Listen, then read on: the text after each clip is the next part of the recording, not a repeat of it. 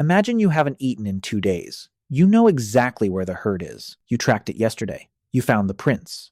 You mapped the route in your head, and now all you have to do is get there. And then it starts raining. Not a light drizzle. A heavy, soaking, wind-driven rain that doesn't stop. It goes all day, then all night, then the next morning, and it's still going.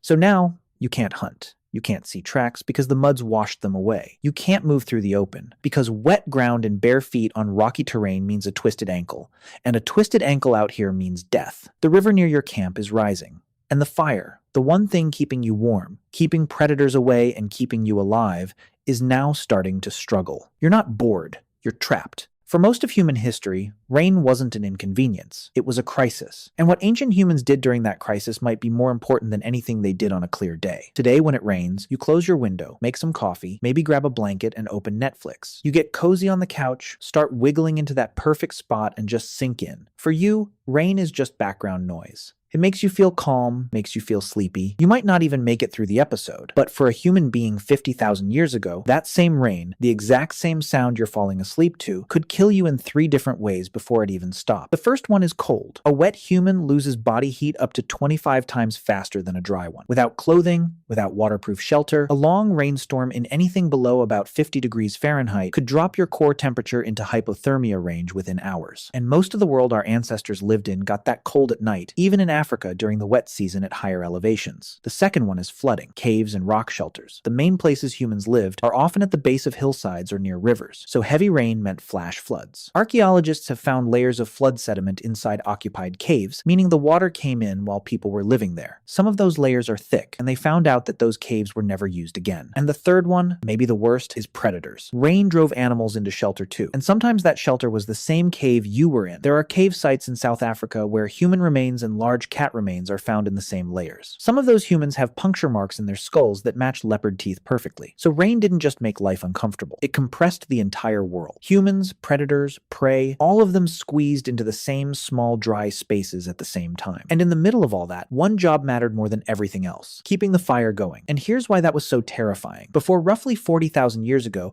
we're not entirely sure how reliably humans could start fire from scratch. There's evidence of controlled fire use going back at least 400,000 years at a site called Qesem Cave in Israel, and possibly as far back as 1,000,000 years at Wonderwerk Cave in South Africa. But here's the thing: controlling a fire that already exists and creating one from nothing are two very different skills. And for most of human history, most people probably couldn't do the second one. So if your fire went out, you might not be able to relight it. You'd have to carry an ember from somewhere else, which some groups actually did. They transported smoldering coals wrapped in green leaves or packed inside a type of woody mushroom called Tinder Fungus that could catch a spark and smolder inside itself for hours. It was basically a biological lighter. And we know this wasn't just guesswork. When they found Ötzi the Iceman, the 5,300-year-old frozen man preserved in the Alps, he was carrying a complete fire kit in his belt pouch: tinder fungus, flint, iron pyrite for striking sparks, and extra plant tinder as backup. Even 5,000 years ago, losing your fire was serious enough that people carried dedicated equipment to prevent it. So when rain hit, the first priority wasn't shelter. It was the fire. Move it deeper into the cave. Shield it with hides or brush. Feed it carefully. Not too much, not too little. Find dead lower branches from coniferous trees, the ones still protected by the canopy above, usually still dry underneath. Split open wet logs to get at the dry wood inside. Use birch bark as kindling, because birch contains a chemical called betulin that actually burns even when it's wet. One person's entire job during a rainstorm might have been just sitting next to that fire for hours, feeding it, shielding it, making sure it didn't die. Because that fire was everything. It was warmth, light, safety, cooked food, and the center of every social interaction the group had. Letting it go out wasn't just careless. It was potentially fatal for everyone. Alright, so the fire is going and you're mostly dry, but you cannot leave. So what do? You make things. The archaeological record is very clear on this. Caves and rock shelters are absolutely packed with evidence of manufacturing. Stone tools in every stage of production. Piles of flaking debris, those tiny chips of rock that fly off when you're shaping a tool, found concentrated in specific spots inside caves. Exactly where someone would sit near firelight and work for hours. But it wasn't just stone tools. At Blombos Cave in South Africa, archaeologists found a 100,000-year-old ochre processing workshop. Abalone shells used as mixing bowls. Ochre ground into powder. Bone tools used to stir and apply it. This wasn't basic survival. This was production. Someone sat in that cave, probably while the rain pounded outside, and manufactured pigment on purpose with a system. And then you've got bone needles. They start appearing in the record around 61,000 years ago in South Africa, and later across Europe and Asia. These are delicate, precise tools with tiny drilled eyes. You don't make a bone needle while you're running from something. You make it when you're sitting still, focused, with hours to spare. Rainy days gave people that time. Now here's where it gets really interesting. At a Neanderthal site called Abri du Maras in France, archaeologists found a tiny fragment of twisted plant fiber string dating to roughly 5,200 years ago. That's the oldest direct evidence of string ever found. And then, at Hohlefels Cave in Germany,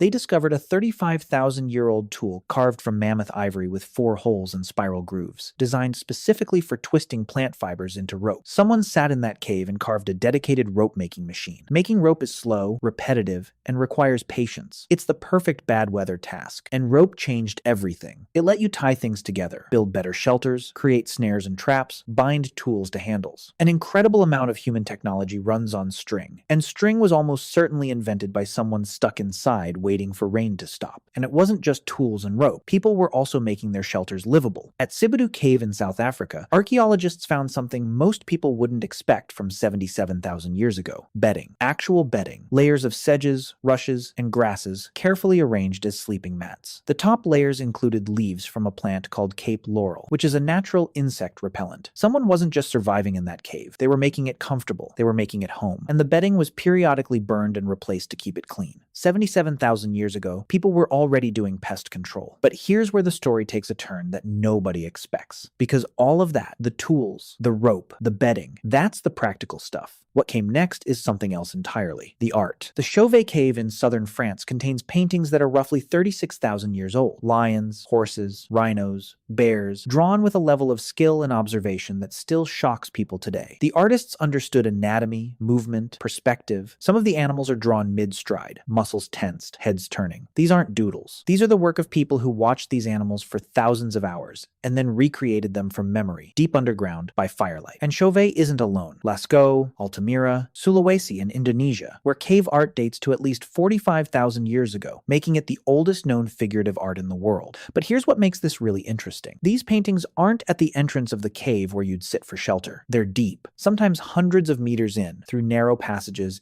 in chambers you'd have to crawl to reach. Someone carried animal fat lamps into total darkness and painted.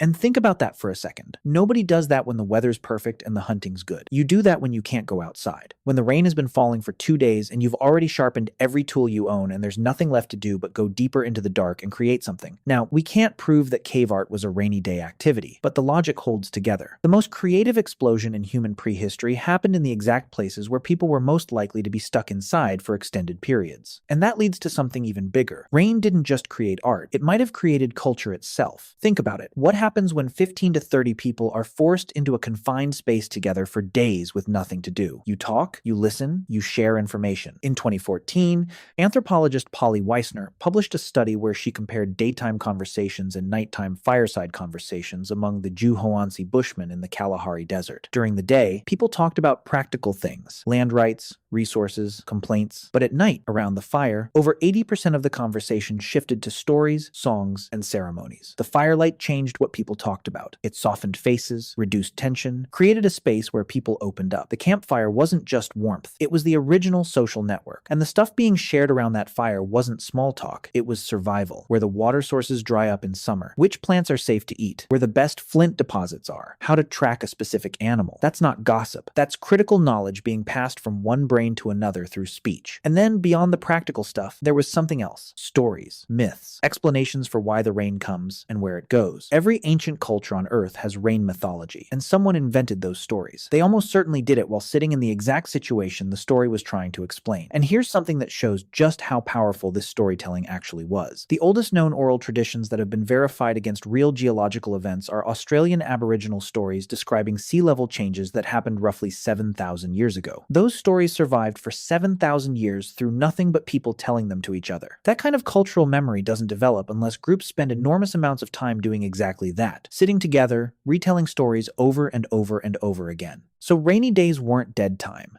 They were transmission time. The days when knowledge moved from the old to the young, when skills were taught by demonstration, when the group's collective memory got reinforced and updated. Now, here's the part nobody talks about. Rain wasn't always bad. Sometimes it was actually the best thing that could happen. After a heavy rain, the ground is soft, and soft ground means perfect tracks. Deep, clear, detailed. You can see exactly which animals walked past, how long ago, how fast they were moving, and where they went. Some of the best tracking conditions in the world come right after rain stops. Rain also meant water. Humans could collect and store rainwater, and even early hominins may have understood this. Rock depressions that fill with clean water during rain are found near almost every known prehistoric campsite, and some of them show signs of being deliberately carved deeper to hold more. But water wasn't the only thing rain brought. Mushrooms and certain plants explode after rain. Tubers are easier to dig from wet soil. Insects come to the surface. A rainy period didn't stop the food supply. It changed it completely, and the groups that understood those changes had an enormous advantage over those that didn't. Termites are a perfect example. They swarm after rain in tropical Africa. They're one of the most protein-dense foods available. You don't need tools, you don't need weapons, you just pick them up. There are chimpanzees today that gorge on termite swarms after rainstorms.